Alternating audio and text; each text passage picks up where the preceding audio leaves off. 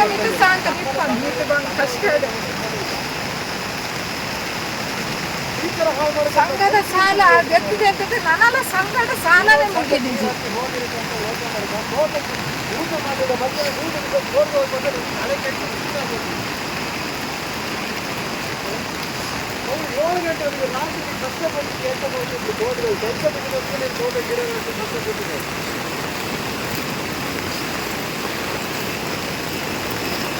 ಇಂಚಿನಲ್ಲ ಕಳಿಸಲ್ಲ ಏಕೆ ಕಾರಣ ಬಗ್ಗೆ ಸುಮ್ಮನೆ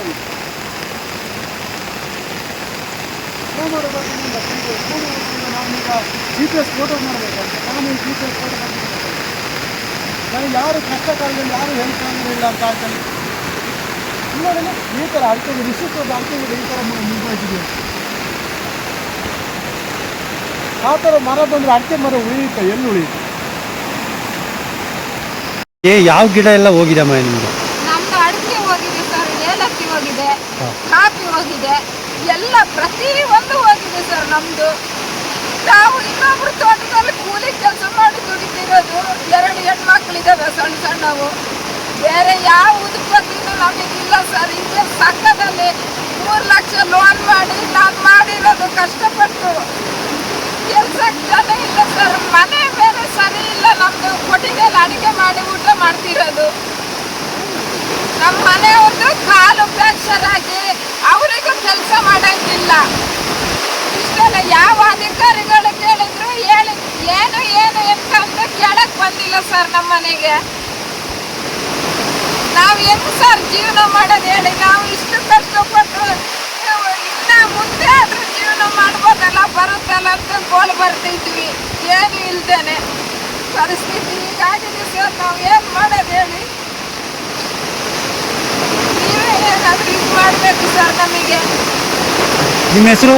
ನಮ್ಮ ಹೆಸರು ವಸಂತಿ ಅಂತ.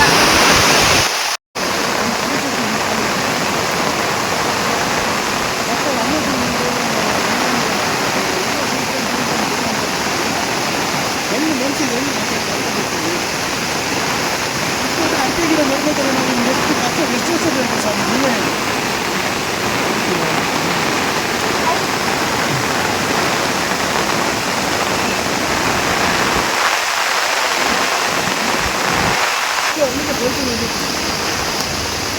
ಎಲ್ಲ ಹೋಯ್ತು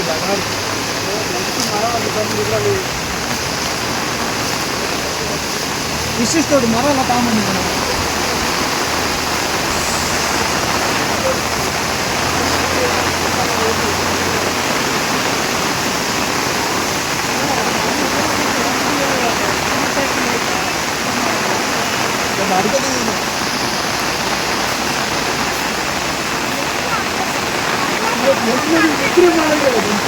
ಹಣೆ ಬರೋ ಜೀವನ ಪೂರ್ತಿ ಇದ್ದೇ ಆಗಿದೆ. ಹೋಗಲೂ ಇಲ್ಲ ಹೋಗಲು ಪೂರ ಮರ ಪೂರ ಹೋಗ್ತದೆ ಏನು ಗಿಡ ಪೂರ ನಗರದ ಎತ್ತುಕೊಂಡು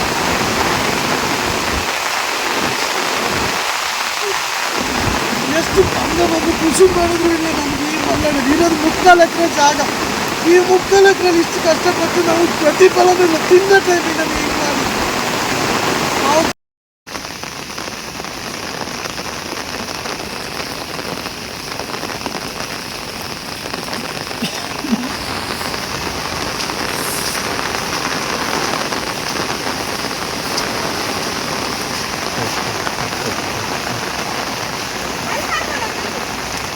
ಸೋಮಾವತಿ ನದಿ ಕಾಫಿ ಅಡಿಕೆ 3 ಮಿಶ್ರಣಗಳು ಎಲ್ಲ ಫಸಲು ಬರೋದು. ಈಗ ಬರೋ ವರ್ಷ ಫಸಲು ಬರೋದೇ ಹೋಯ್ತು. ನೋಡಿ, ಏಲಕ್ಕಿ ಮಳೆಯ ರಭಸಕ್ಕೆ ನೀರು ನುಗ್ಗಿದೆ ತೋಟಕ್ಕೆ. ಏಲಕ್ಕಿ ಬುಡದಿಂದಲೇ ಕಿತ್ಕೊಂಡು ಹೋಗಿದೆ.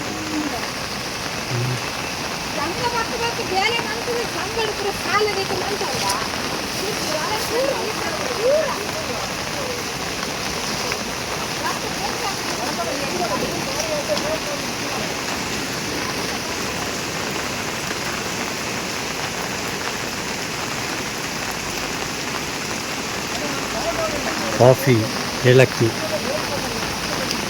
ನೋಡಿ ಯಾವ ಥರ ಇದೆ ಅಂತ.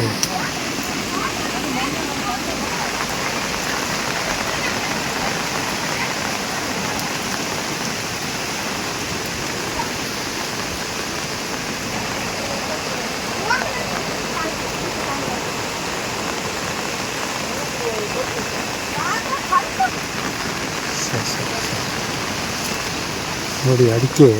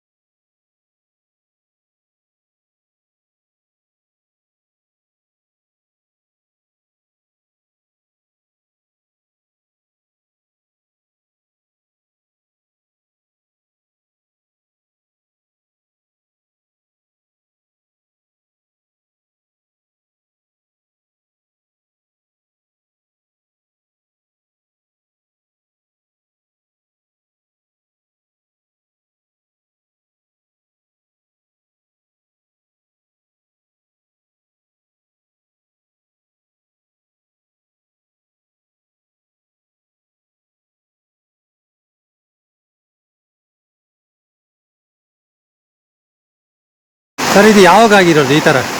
ಇವತ್ತು ಬೆಳಿಗ್ಗೆ 10 ಗಂಟೆಗೆ ಸರ್.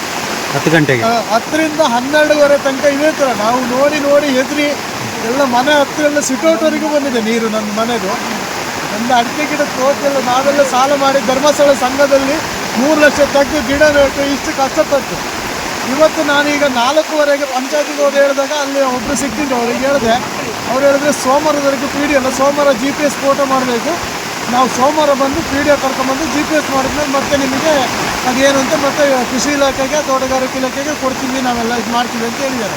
ಅದು ನಮಗೆ ಇವತ್ತು ರಾತ್ರಿ ನಾವು ಮಲಗೋದು ಹೆಂಗೆ ಕಷ್ಟ, ಈ ನೋಡ್ಕೊಂಡು ನಾವು ಹೆಂಗೆ ಬದುಕೋಕ್ಕಾಗುತ್ತೆ. ನಮ್ಮ ಪರಿಸ್ಥಿತಿ ಈ ಥರ ಇದೆ. ಇಷ್ಟು ದೊಡ್ಡ ಅಡಿಕೆ ಮರ ಬೆಳೆಸ್ಬೇಕಾದ್ರೆ ನನ್ನ ಹೆಂಡತಿ ರಾತ್ರಿ ನಾನು ನನ್ನ ಹೆಂಡತಿ ಮಕ್ಕಳು ಸಾಕ್ತೀನಿ ಸಾಕಿದ್ದು ಗಿಡ ಈ ಪರಿಸ್ಥಿತಿ ಬಂದಿದೆ. ಯಾರು ಕೇಳೋರು ಇಲ್ಲೇ ಇಲ್ಲ. ನಮಗೆ ಒಬ್ಬರು ಬಂದು ನೋಡಲಿಲ್ಲ, ಕೇಳಲಿಲ್ಲ, ಏನಾಗಿದೆ, ಏನು ಬದುಕಿದ್ದೀರ ಸತ್ತಿದ್ದೀರ ಅಂತ ಯಾರು ಕೇಳಲಿಲ್ಲ ನಮ್ಮನ್ನು. ಈಗ ತಹಸೀಲ್ದಾರ್ ಕೂಡ ಈ ಭಾಗಕ್ಕೆ ಬಂದಿದ್ರು, ಎಲ್ಲರೂ ಬಂದಿದ್ರು ಮಾಹಿತಿ? ನಮ್ಮ ಮನೆ ಹತ್ರ ಯಾರು ಬಂದಿಲ್ಲ. ಅಲ್ಲ, ಮಾಹಿತಿ ಎಲ್ಲರೂ ನೀಡಿದ್ರು ಅವರಿಗೆ? ಮಾಹಿತಿ ಅವರಿಗೆ ನಾವು ತಹಸೀಲ್ದಾರಿಗೆ ಯಾರು ನೀಡಲಿಲ್ಲ. ಆದರೆ ಅವ್ರು ಯಾರ ಹತ್ರ ಕೇಳ್ಕೊಂಡವ್ರು ಬರ್ಬೋದಿತ್ತು. ಇಲ್ಲೆಲ್ಲ ಪ್ರತಿಯೊಬ್ಬರಿಗೂ ಗೊತ್ತಿತ್ತು. ನನ್ನ ತೋಟ, ಅಶೋಕನ ತೋಟ ಪೂರ ಹೋಗ್ತೀವಿ ಅಂತ ಅವರೆಲ್ಲ ಹೇಳ್ತಾ ಇದ್ದಾರೆ. ಅವ್ರ ತೋಟ ಅಲ್ಲ ಪಾಪ ಹೋಗ್ತಂತಂದು ರಿವರ್ ಹಿಡಿದು ಹೋಮ್ಸ್ ಶ್ರೇಣಿಕವರು ಬೊಬ್ಬೆ ಹೊಡೆದು ಕಿರ್ತಾ ಇದ್ರು ಅವಾಗಿಂದ.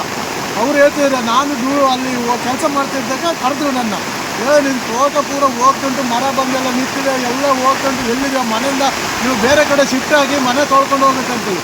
ನನ್ನ ಮನೆ ಸಿಕ್ಕೌಟ್ವರೆಗೂ ನೀರು ಬಂದಿದೆ ಒಳ್ಳೆಯದು. ನಿಮ್ಮ ಹೆಸರು? ಅಶೋಕ್ ಅಂತೇಳಿ.